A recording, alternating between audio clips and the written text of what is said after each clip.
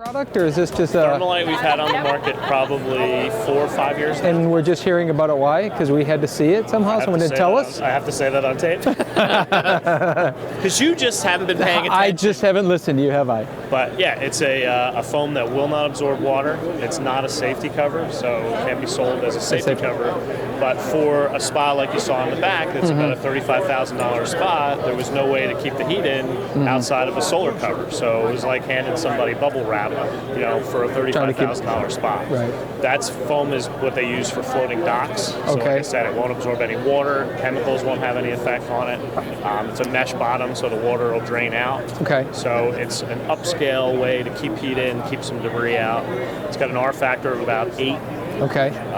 In comparison to a thermal cover, which would be probably in the 12 to 13 range, but it's still got you still get good R value. A solar cover is about an R1, so you're already 7 times as good as a solar What's the price point on that versus? Obviously, it's more custom, so it's going to be more expensive. Obviously, a little bit more than a standard thermal cover, but not as much as like the fiberglass reinforced. Okay. Probably about half as much as the fiberglass reinforced. Okay. That's actually cool. I'm glad we saw the picture because there's application for it for sure. Perfect. So great. Yeah. That in-ground gunite, kind of thing. We've even done some with a good template for some of the larger swim spas. Okay. Because the 4-piece multiple covers, a lot of the people just say they don't use the spa because they can't get it's too hard to get it together, take it on. As long as they're not worried about the safety aspect, Thermo-Light works. So it works. Do we have any size parameter restrictions? No, I can. If you pretty want much anything pool, possible. Cover a pool, yeah. Okay. Sections are 6 foot in width. They all come apart with a Velcro I saw hinge, that. And I can go as wide as you want and as many sections as you want. So it could be just crisscrossed into as many pieces as possible. Yep. Beautiful. So SmartMesh, brand new in gray this year. Last year we brought out the tan. We have the blue, and then the good old favorite green. No upcharge for any of the different colors, so you can match a decor.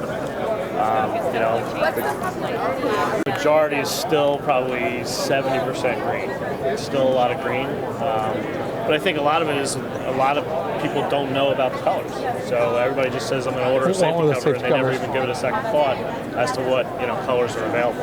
So, we've got 4 colors available on the SmartMesh product. No upcharge for any of the colors. In our past experience, in all the years when people would try to introduce colors, the colors did not tend to last. Maybe that's changed with the quality of materials, although that's always an issue. That's why we tend to go to green for that reason, is we know its longevity. The all black is going to be the longest lasting cover there's going to be. If you look at a cover that's been on a pool of 20 years, you start to see a lot of the green disappearing, and then the black is really what's still holding everything together. So yes, the all black, which we don't do in the SmartMesh, that would be your best bet. But what we do is we're weaving a lot of black into each one of the colors, so that you still have that durability of the black versus the pigments. Is there any reason that you don't do all black? Is there any downside, or is it side? It's just not something that sell a lot of the black. Okay. Out of all the colors, it's the least sold, so that's why we've never brought it out in the SmartMesh product. If we shared that fact that it's probably your most durable and best lasting, don't you think maybe we'd sell more of it?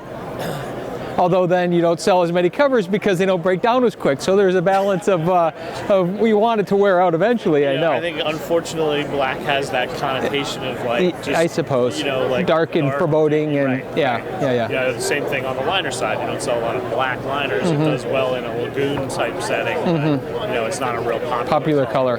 That makes sense. So we give up a little bit of durability for the aesthetics, and that's that fine balance. So that's what we're dealing in everything. Is it's not all function. It's not all there's a balance of both. Right. And I guess that makes sense in this too. I know I wouldn't want a black cover. No, I wouldn't either. No. And the gray, I'll tell you, the tan has done really well. The gray again is just coming out last year, so we really haven't had a good track record to see how it's going to do. But the tan does very well. Is the weave different? Is it just the way that it's woven together? Just the pattern is different. That's what I'm asking.